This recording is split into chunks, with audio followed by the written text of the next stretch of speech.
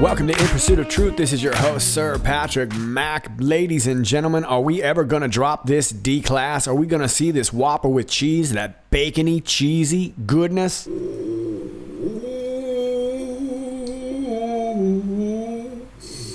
Well, we don't know just yet, but I will admit I do smell bacon. I get it myself, but I don't have some. Yum, yum, yum, yum. It's bacon! I know. And we got some Q posts too. How many, John? 9. Yes, sir. And I'm about to get started here. Do it. I'm about to. 26:30. 33 minutes after the hour of 12. Q takes us back to a couple different posts here. One was from December 22nd of last year, basically a year ago, and 1828 from August 9th. And they essentially say very similar things here. So what I want to do is I want to take you actually back to August 10th, where I did an analysis on post 1828. We'll see how it holds up. So we're going to go in the Wayback Machine. So let's flashback-a-size. Gotta flashback-a-size. Yeah, take it back. Yeah. So it looks like it starts from the top here with the spy operation coming from the top of the White House. And of course, that would be Barack Hussein Obama, Valerie Jarrett. How about Dennis McDonough, Chief of Staff? I'm not really sure about JB. Usually I think John Brennan, but I think in this case it could either be James Baker, Chief of Staff, or it could be Joe Biden, considering that we're talking about the White House. RE, I'm going to guess is Rahm Emanuel. And then we've got what I'm assuming is John Kerry in a few different brackets right here. So I'm not exactly sure. I haven't quite cracked the code on how all these communications work. SP, could that be Samantha Powers, UN Ambassador? I think KM, Karen Mills, SBA Chief. And it looks like they were all either in contact with or in contact in representation of the HRC, Hillary Rodham Clinton, and the DNC. And then we move on to the CIA, and that would be John Brennan. And I'm assuming this is talking about security, class 1 through 5, security clearance. Does the NSA have the ability to play and reveal? I'm going to guess these might be the tarmac tapes. Are they in possession of these tarmac tapes? Then we go to the DNI, which is James Clapper. And then we go down to the DOJ. Loretta Lynch, Sally Yates, Bruce Orr, Christopher Steele. That was our UK connection to the US, right? And then you've got DL, I'm going to assume is David Loffman, Deputy Assistant AG, in charge of cybersecurity. And it's on either side here of what I think could be Peter Strzok still. It might be somebody else. And that wasn't my first thought, considering it was related to the DOJ. But I do think it could be Peter Strzok. And then we have DL again. And then in this case, JC, I'm going to guess is John Carlin, former Assistant AG. Then we've got MM, which is Mary McCord, Assistant AG, DOJ lawyer. And she originally led the Trump investigation. Then we have RB, Rachel Brand, low prices, global governments. She's over there working at Walmart. And this is all linked over here to Bill Clinton. You'll see here there's an asterisk after BC. So let's go down here where it says tarmac, final meeting, no charges dropped, equals Supreme Court. All right, Bill Clinton met with Aunt Loretta Lynch on the tarmac. And it looks like during that final meeting, they decided that if there were no charges into the email investigation, that Aunt Loretta Lynch was going to get promised a spot on the Supreme Court. Sounds like a pretty sweet deal. Now, as far as the go-betweens, meetings 1 through 4, I don't quite have these next couple lines figured out, but I'm just assuming that these probably were the go-betweens in what may have resulted in 4 meetings. Okay, so a few of those would have been all these people right here. Let's move on to the FBI. And that, of course, would be James Comey, Andrew McCabe, JR, James Rubicki. Then we've got MS. I would guess that'd be Michael Steinbach. BP, Bill Priestap, Assistant Director, Counterintelligence. Then we got Peter Strzok, Lisa Page. I'm going to assume that's James Baker at this case. How about Mike Cortan, Public Affairs? Josh Campbell, maybe Assistant to James Comey. Sally Moyer, Supervisory Special Agent. Now TG, I'm going to go with Tashina Gohar and KC, Kevin Kleinsman. Remember, those were the two that were a couple of the FBI lawyers that were mentioned. I believe it was Tashina Gohar who had said "Viva la Resistance." That was that group of texts, the unnamed FBI lawyers. And it looks like we have a couple different communications here between Hillary Rodham Clinton, Bill Clinton, Huma Abedin. I'm going to guess that's Cheryl Mills. Fake news. Looks to me like this was our Leaky McLeaky Pants section right here. From the FBI straight to the fake news. Then we've got No Name, that's John McCain. He goes to the media by way of these guys. John Brennan, James Clapper. Those were our leakers. Going out as analysts. And they would get the POTUS Daily Brief every day, share it with the FBI.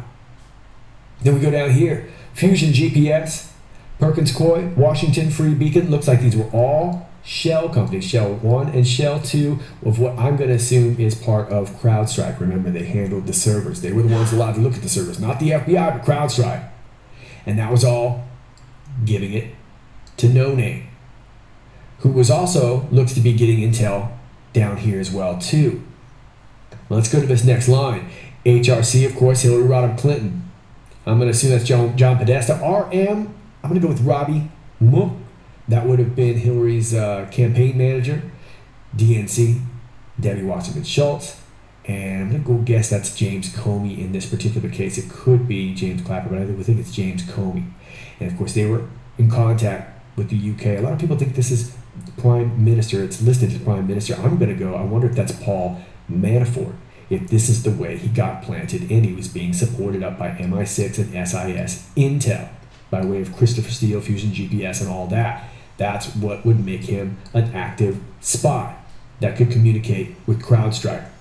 And CrowdStrike could use Washington Free Beacon, Perkins Coie, Fusion GPS as either sources or ways to rehash that Christopher Steele dossier. Now down here, I'm not exactly sure if this still pertains to the asterisks here. Hussein 3, National Security Orders official, POTUS can declass. I'm guessing that's current right now. POTUS can declass whatever these national security orders were. And I'm going to guess that there were 3 of them. I'm going to guess that this has nothing to do with the asterisks here. Okay, so it looks like we could be seeing a declass from something that was ordered from all the way to the top. And if we read this here where it says bottom to top, we can see that this is where it originated and this is where it would go back and forth between the government agencies and the media all the way up to the top levels of our government, going all the way to Barack Hussein Obama. So I'm not exactly sure if I have all those contacts quite right or whatever. You haven't had much time to look at it, but there you go for that. All right, now let's get us up to speed. Q drops this Fox link, which is this right here. McCain associate shared unverified Steele dossier with BuzzFeed, court filing says. All right, well, it's not much of a surprise to us, right? An associate of the late Arizona Republican Senator John McCain shared with BuzzFeed News a copy of the verified, salacious opposition research dossier, alleging that Russians had compromising material on President Trump, according to a bombshell federal court filing Wednesday. McCain had strenuously denied being the source for BuzzFeed after it published the dossier, which was funded by the Democratic National Committee and the Hillary Clinton presidential campaign. In recent days, the dossier's credibility has increasingly come under question as the Yahoo News investigative reporter who broke news of its existence said many of its claims were likely false, and an advisor to ex-Trump lawyer Michael Cohen said Cohen never went to Prague to pay off Russian hackers as alleged in the dossier. Nevertheless, the FBI extensively relied on the dossier in its warrant applications to the Foreign Intelligence Surveillance Act court in seeking to surveil Trump aide Carter Page. On 4 occasions, the FBI also incorrectly suggested to the FISA court that the Yahoo reporter Michael Isikoff had written an article that provided an independent basis to surveil Page, even though London court records revealed Isikoff was, in fact, relying on the leaks from the dossier's author. Page, who has not been charged with wrongdoing, is now suing the DNC for defamation. Okay, so we kind of remember this, right? Earlier this year, Fox News reported that a top McCain associate, David Kramer, had been briefed on the dossier written by British ex-spy Christopher Steele in late November 2016 in Surrey, England. Kramer invoked his Fifth Amendment right against self-incrimination to avoid testifying before House Republicans about his handling of the dossier. All right, well, this is the part that I really want to turn you on to here.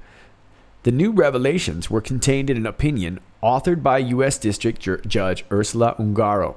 The opinion granted BuzzFeed's motion for summary judgment in a defamation action brought by a global corporation based in Luxembourg, XBT Holdings, which alleged that BuzzFeed had recklessly spread misinformation in the dossier about XBT's purported involvement in cyber warfare against Democratic Party officials. So who gave BuzzFeed this information? McCain had learned from Sir Andrew Wood, the former British ambassador to Russia, that Steele had collected damaging information about Trump, according to the filing. Wood was an informal advisor to Orbis, which was retained by Fusion GPS, the firm behind the dossier. Fox News previously reported on Wood's involvement. On November 28, 2016, Kramer met with Steele and later obtained copies of the dossier from Glenn Simpson, the head of GPS. Head of Fusion GPS, the filing states. Kramer then met with BuzzFeed reporter Ken Benzinger on December 29, 2016 at the McCain Institute. There, Kramer reviewed with Benzinger what he knew about the dossier and explained that he took the allegations seriously. Then Kramer showed Benzinger the dossier and purportedly informed him that some of the information was unverified. Benzinger left his meeting with copies of all 17 memos. I know, right? Authored by Steele, and promptly took the compiled dossier to Mark Schuss, BuzzFeed's senior editor in charge of investigative reporting. The McCain Institute did not immediately respond to Fox News' request for comment. Okay, I bet they didn't. Okay, so we sort of already knew about this, but this is just starting to come to light.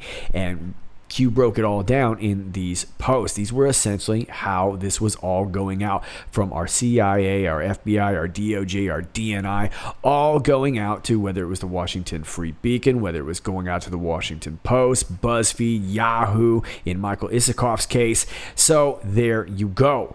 Now, one more thing I want to point out, which is I think what Q wants to point out in this article. Judge Ungaro remarked in a footnote, the parties dispute whether Kramer gave Benzinger a copy or whether Benzinger took photos of a dossier when Kramer was not looking. Kramer testified that Benzinger took photos of a dossier when Kramer was out of the room, even though he asked Benzinger not to. However, in a later declaration, Kramer stated that he had no objection to Benzinger taking a hard copy and had provided hard copies to other journalists, Ungaro wrote. According to the document, Steele shared a report from the dossier written on December 13th with an unnamed British security official, GOP Illinois Representative Adam Kinzinger, Senior Director for Russian Affairs at the National Security Council, Celeste Wallander, and House Speaker Paul Ryan's Chief of Staff, John Birx. Okay, so did this Birx actually get this report from this dossier? And if Birx knew about it, then of course, wouldn't it suggest that Paul Ryan also knew about this? And of course, this is something that we have all suspected. Even if Birx didn't get this, it sure looks like he was privy to its existence, right? When did Paul Ryan announce that he was retiring? That was April 11th. Said he was going to spend some time with his kids. He was going to retire. He was going to kick on back, right? Seems like he would have a lot of ambition. He was fairly young. Why would the Speaker of the House retire? Precisely one of the most powerful positions in Washington. And for such a young guy with all that ambition, you'd think that he'd eventually maybe even want to be president someday. Who knows, right? Age of Paul Ryan, I believe he's 48 years old. Sometimes reading between the lines demonstrates those complicit in treasonous, traitorous acts are no longer or soon to be in positions of power. Force, well, I think he was. Of course, I can't imagine Paul Ryan just all of a sudden wanting to step down to go kick it with the fam, right? Ours being Republicans easier to remove than Dems? Well, I'm not so sure about that. Dems holding on to power as long as possible, hoping to sway pending action. Well, what would that pending action be?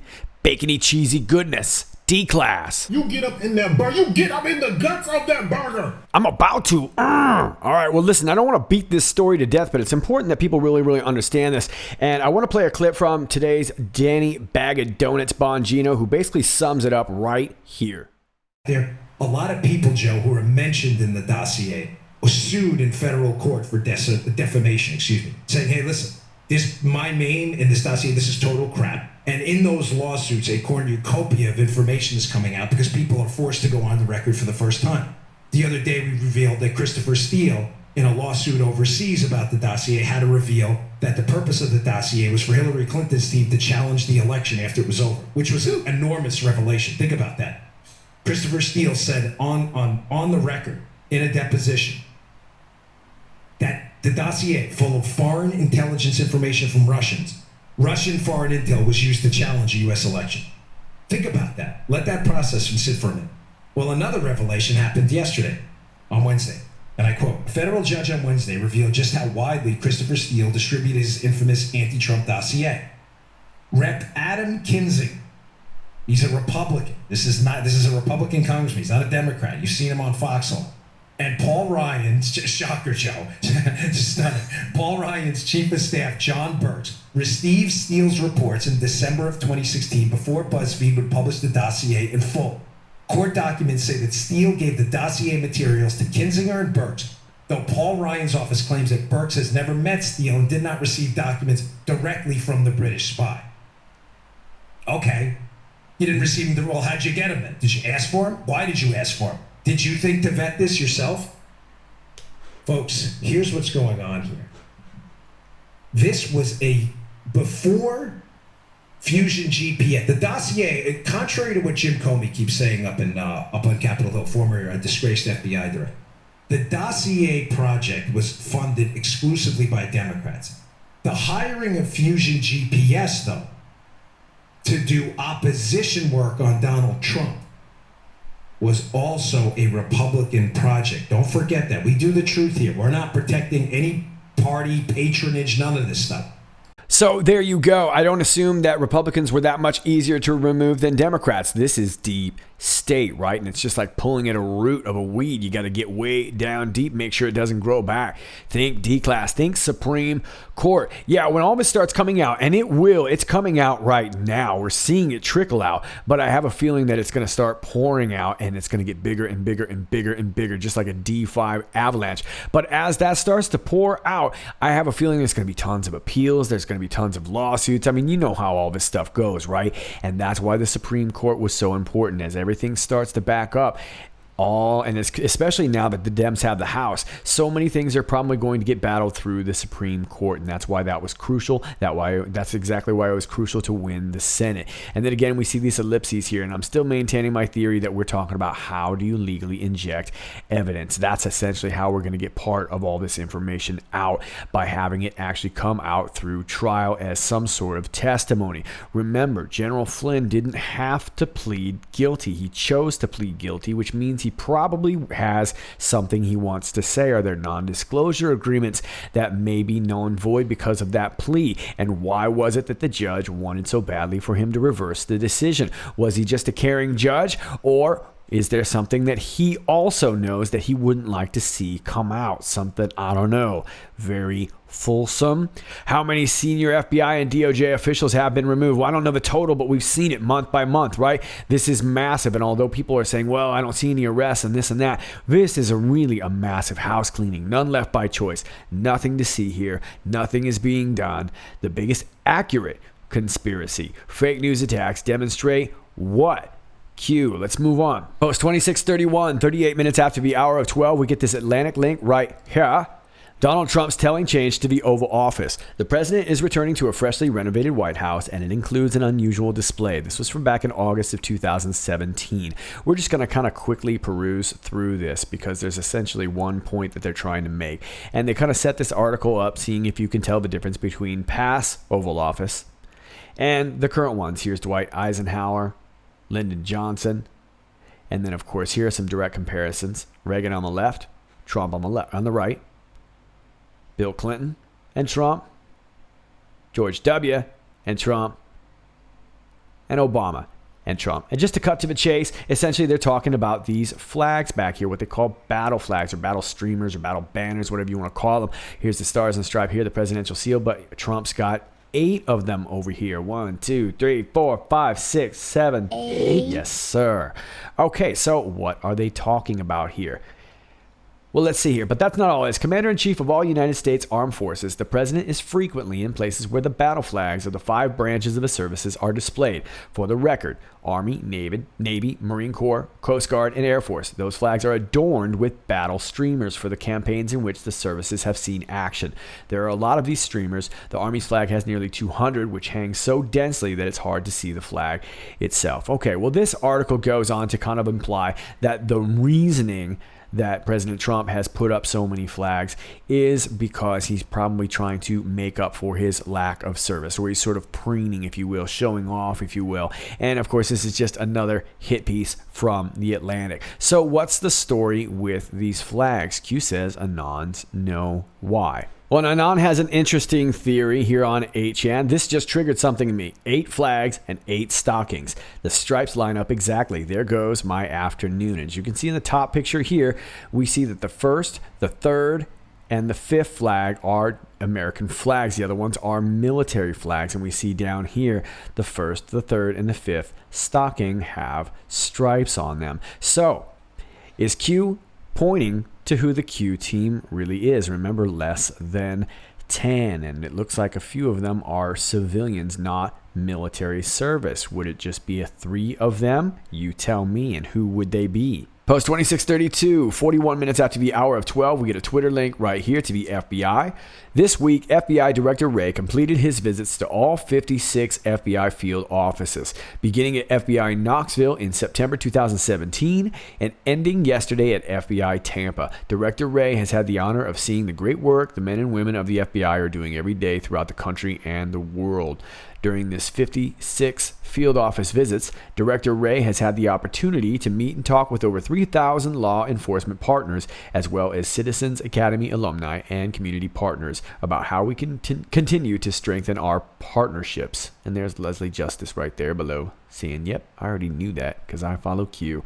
Okay, how about that? So September 2017, this little road trip began. And now it looks like Christopher Wray is coming home, and he's been going around all the different field offices. What was he doing over there? Was he handing out some pink slips? Is he doing some house cleaning of his own? Is he doing some investigation of his own? Very, very likely. And of course, had this been done, under a spotlight, then this would have clearly ruffled the feathers of quite a few deep state knuckleheads. So there hasn't been a whole lot of talk about this, which is exactly why this is so important. Remember, ongoing investigations. So the outward narrative kind of portrays Christopher Wray as this doofus, and he doesn't really know what he's doing, and why is he still there? How come he hasn't been fired? And meanwhile, I still maintain that he, very much like Huber and Horowitz, has been quietly accepting that role, getting things done, handing around, very much like a quarterback at the line of scrimmage. If you follow football, you get out there and you see the defense and you go around and adjust, but you got to go around and tell certain key players to go tell other key players to tell them to change their routes or change their blocking or whatever. Anyway, that's football. But you see what's going on, right? Very likely going around letting everybody know exactly what is about to come. Hopefully some bacony, cheesy goodness. So why would the FBI director take the time to visit all 56 FBI field offices around the entire United States? Because all 56 FBI field offices are involved in what's going to be going on. Completed this week. Logical thinking. Q. Fresh beef! Fresh, I'll slap the flavor out your face! Post 2633, 54 minutes after the hour of 12, we get taken back to this post once again from December 22nd, nearly a year ago. And this link just takes us back to the Fox News article that we already checked out. McCain associate shared unverified Steele dossier with BuzzFeed, court filing said. Drop December 22nd, 2017. You see it at the bottom of the drop right there. U.S. Senator, no name being no name John McCain. News shop BuzzFeed. Yeah, they were shopping this story around, McCain and his little buddies. And of course, BuzzFeed was more than happy to take that bait and bite on it. They were like, yeah, we'll take that. We're going to turn this into our own little deep state Whopper with cheese. Only it wasn't a Whopper with cheese. No, it was more like when Taco Bell was making hamburgers. And don't try to force feed me this. Don't eat that. That looks, ugh. All right, this dude is intense. We got to get him a Whopper. Q says news unlocks. It certainly does. We saw this a year ago, and we've been talking about this for so long. As a matter of fact, anybody who's been following QAnon has a very good understanding of how the FISA surveillance warrants worked out. We understand the real Russia collusion. We understand how Hillary and the DNC basically complied with MI6, GCHQ, China, countries around the world, as well as Russia, sold our state secrets out. As a matter of fact, I would say Q Anonymous are probably more up to date than the average person watching the average news, right? Of course. Well, that news is about to unlock a year later. How about that? Q says you have the Keystone Q. Okay, well, we've talked about this at great length, so I don't want to go way into it, but let me just give you a quick memorization. Post 269.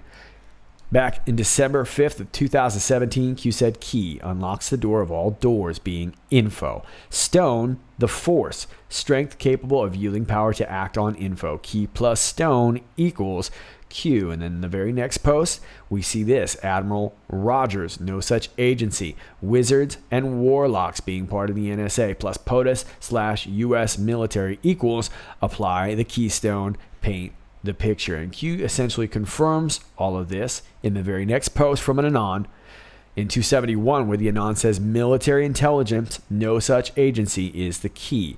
POTUS and Patriots is the stone. And you can see this is where Q confirms. So that's what Q is talking about in regards to the keystone. Let's move on to the next post. 2634, we get more proof of the news unlocking. 56 minutes after the hour of 12, we see this little graphic right here. Now on the left side, we see an article from Reuters from back in November. Top Senate Democrat Schumer, Whitaker should recuse himself from Russia probe. And of course, that is acting Attorney General Matthew Whitaker. And then on the right side, we see the counter here from the New York Post, The Hill, and CNN Politics. Acting Attorney General doesn't have to recuse himself from Russia probe. The Hill says Whitaker told he doesn't need to recuse himself from Mueller probe report. These are both from the 20th here. And then, of course, CNN weighs in. Exclusive. Whitaker told he does not need to recuse himself from overseeing Mueller investigation. No recusal. And if you'll notice here, this Reuters article was attached to this Q post from November 7th, post 2455, where Q had said there will be no recusal. Panic in D.C. Okay. And it looks like they are staying true to that word, no recusal. So we've got another Q proof. Q says old news in response to the Anon who posts this. And here we see it over here on Fox News. And I think I can sum this up right here by letting former Attorney General Michael Mukasey respond. Is there anything that you have seen or heard that indicates to you or concerns you about Whitaker's ability to carry out his position? One word? No.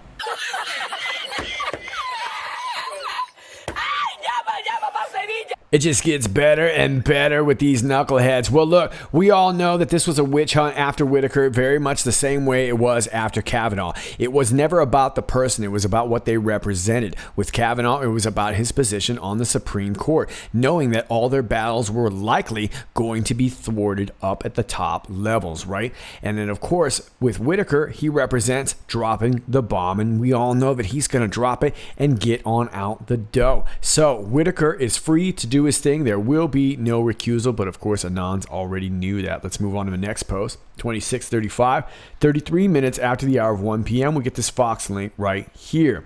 Democratic operatives created fake Russian bots designed to link Kremlin to Roy Moore in Alabama race.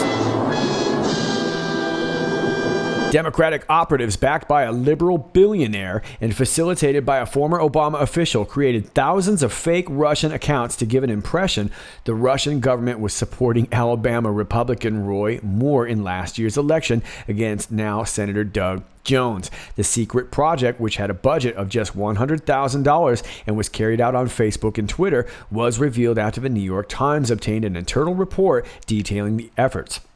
We orchestrated an elaborate false flag operation that planted the idea that the Moore campaign was amplified on social media by a Russian botnet, the internal report said. It also took credit for radicalizing Democrats with a Russian bot scandal after experimenting with many of the tactics now understood to have influenced the 2016 elections. Jones said Thursday he is outraged over the report and wants a federal investigation over the project. I'd like to see the Federal Election Commission and the Justice Department look at this to see if there were any laws being violated, and if there were, prosecute those responsible, he said. These authorities need to use this example right now to start setting the course for the future to let people know that this is not acceptable in the United States of America. One participant in the project reportedly was Jonathan Morgan, the chief executive of New Knowledge, a firm that wrote a report released by the Senate Intelligence Committee earlier this week about Russia's social media operations in the 2016 election and its efforts to hurt Hillary Clinton and help Donald Trump. Okay, so this is pretty interesting stuff. Sending out bots. And of course, this is the whole thing that's been going on since the 2016 election. The radicalized left, if you will, has been calling us all Russian bots. And now it looks like they were out sending some of their own. Now, I'm not sure what this will have to end up doing in the Alabama race, if it's going to end up, changing the outcome or whatnot. But we have talked about this before, that we did know that election fraud was going to come out. We knew it wasn't also going to come out before January. And of course, that's when we're going to see a new executive order. I think we're going to see a lot of things spilling out by January. And I'd say if we don't, then we really truly do have cause to be concerned. But it looks like this is indeed coming out. Now, I've said before, I don't really know if this is going to end up changing our House or Senate seats or anything like that. I really don't know, but it would not surprise me if we ended up seeing some more recounts, or if we end up seeing some people going to jail over this kind of thing. This could change the whole field of play. Q says the Democratic Party will cease to exist once it's all exposed. Fake news can no longer dampen public awareness of the truth. Yeah, look, even CNN is having to report on this stuff because it's coming out so fast now. Even though we're not seeing this D-class, we're seeing all this new information spill out every single day. I know as a content creator, I wake up in the morning and I'm overwhelmed with the amount of stories that I could share with you. And even by the time I finish a video, I still haven't talked about 5 or 6 things that I would love to share. We're seeing it spill out so fast. It truly is a D5, the truth, dark to light. Q. Let's move on to 2636. 41 minutes after the hour of 1. Q says Alice and Mad Hatter. Okay, so I've actually done quite a bit on this in the past, and I want to turn your attention to it. But first of all, I just want to sum up that Q has made these references quite a few times throughout these posts. Alice being the reference to Hillary Clinton. And the Mad Hatter is a reference to a ship captain, also former staffer, Marty Tory. And I've done quite a bit on this already. I would love it if you came over here and checked out this video from September 2nd.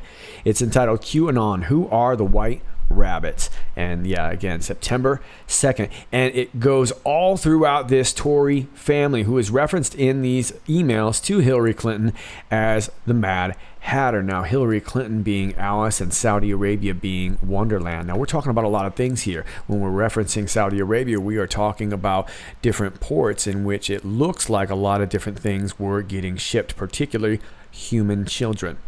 And with the Tory family, we get this long line of ship captains, people who work within the port industry.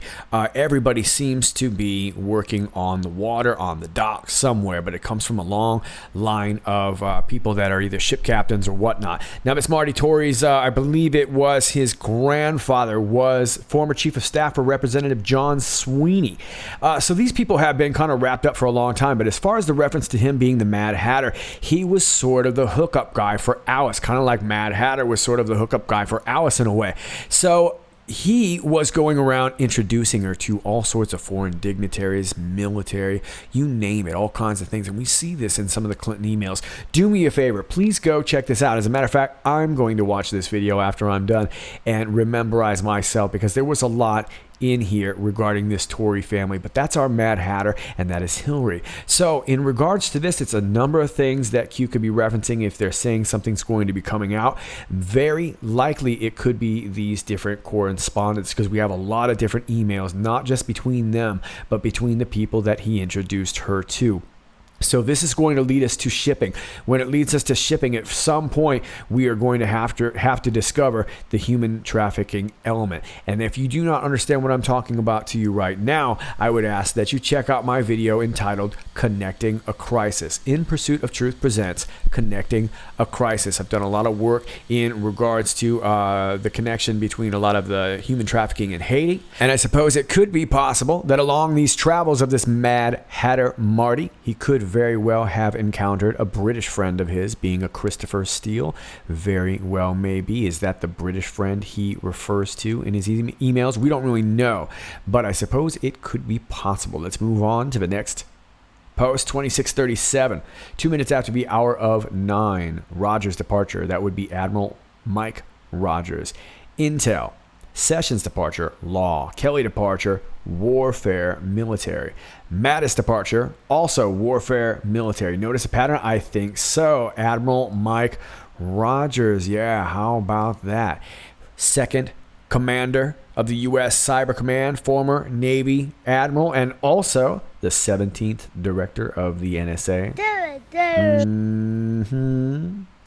Well, so with his departure, that was about intel. He sure did have a lot of intel. As a matter of fact, he was the one who knew they were spying on Trump in the first place, right? This is probably where a lot of this originated.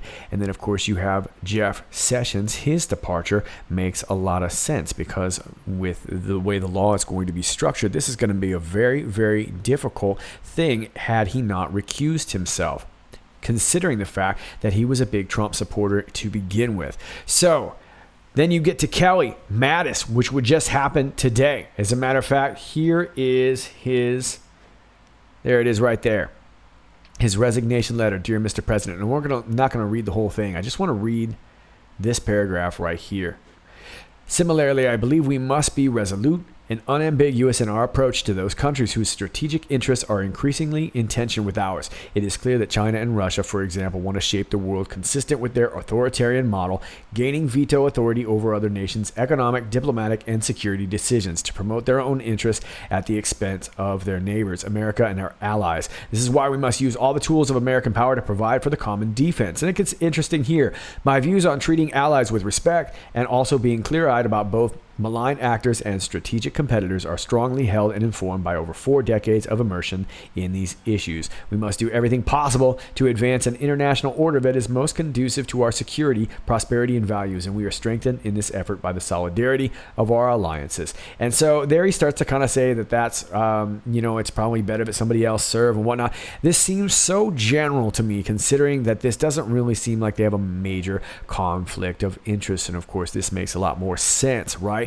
Now, with these guys departing, it seems to me that they are in a position to put themselves either, doing some testimony or presiding over some military tribunals. These guys would be some key guys here, and here's how the departure all worked. So I have a feeling we have not seen the last from these gentlemen. I have a feeling we are just simply repositioning, and we have seen this pattern before, so we're pretty aware. And it's very, very evident with Sessions' departure and the arrival of Whitaker. He's clearly here for one purpose and one purpose only, and it's not to make friends. All right, let's move on. 26:38. 5 minutes after the hour of 9, chemical attack in Syria. Public pullout of troops in Syria. History will not repeat itself this time. Q. Well, we saw some big news, and let's hear it from the big man himself. Getting out of Syria was no surprise. I've been campaigning on it for years, and 6 months ago, when I very publicly wanted to do it, I agreed to stay longer. Russia, Iran, Syria, and others are the local enemy of ISIS. We were doing their work. Time to come home and rebuild. Well, how about that? It looks like we don't use possessive. We have an E. We've got an I missing there, and an extra E. An E and an I. It's not right. Let's read another tweet or two. Does the USA want to be policemen of the Middle East, getting nothing but spending precious lives and trillions of dollars protecting others who, in almost all cases, do not appreciate what we are doing? Do we want to be there forever? Time for others to finally fight. Looks like you used it the correct time there. Let's read one more. Russia, Iran, Syria, and many others are not happy about the U.S. leaving, despite what the fake news said, because now they will have to fight ISIS and others who they hate without us. I am building by far the most powerful military in the world. ISIS hits us, they are doomed. We got up off in the guts. Look at that beef. Well, this is great news, obviously, for all parties involved. We'd love to see our troops come home, defend our own borders, and be around their own families. That's the way it ought to be. Let them deal with it out there as they need. And, of course, this takes a lot of fuel away from the deep state proxies' fire. I also tend to think that this is going to put a spotlight on Putin to either put up or shut up out there. And I do think that Putin may very well play ball in Syria. After all, I think his only interests at this point tend to lean more towards the financial. Now, I think in order to counter or compensate that, it very well may lead to some sort of deal with this pipeline with Germany. And of course, in order for that to happen, they would likely need the cooperation of the Ukraine. So, having said all that, it would not surprise me if the U.S. administration looks the other way in the annexing of the Ukraine. Of course, Ukraine has been banging the war drums themselves, causing a lot of trouble, and they're another deep state proxy. So this wouldn't surprise me if that's the way it played out, and sort of in, replacement of the financial gains that they see out there in Syria, maybe they're just going to work out this deal with this pipeline. Now, it's not necessarily a perfect plan, but it is, what can I say? It's foreign diplomacy. That's just my hot take. I could be gloriously wrong on that, but on the surface here, this obviously looks great. We want to bring our troops home. We want them back. And it's time for us to stop policing the world and making trouble where we don't belong. But there you go, ladies and gentlemen. Those are your Q posts. As always, if you like this video, please click like, share, and subscribe. Thanks to all of you who already do that. I greatly appreciate you all. If you're new to my channel, welcome to you. I'd like to warn you that from time to time you will be unclicked, unnotified, and unsubscribed. So please just check back from time to time. I usually post when Q posts. And if Q is not posting, sometimes I take a day off in between to take care of my own things. All right, kids, all my links are down below. My Gab, my BitChute, my Real.video, which is now Brighteon.com. I'm over on Twitter at IPOT1776. That's at IPOT1776.